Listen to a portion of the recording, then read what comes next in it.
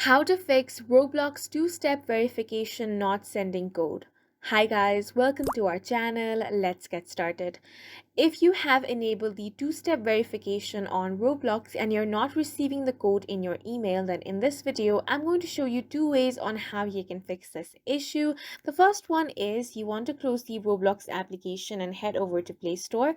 Then you want to download a VPN app. Here I have downloaded Thunder VPN.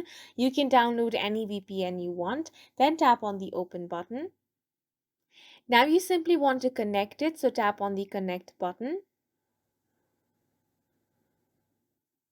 Once it has been connected, you want to open the Roblox application and try to log in again, and this time you will receive the code.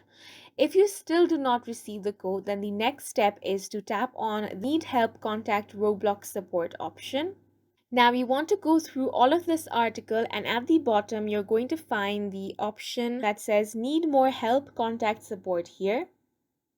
Tap on this option and it's going to bring you to this page. If you have not contacted Roblox support before, you will have to enter your date of birth first and then tap on the next button.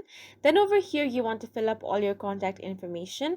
Now your username and first name are optional, so you can choose not to add that.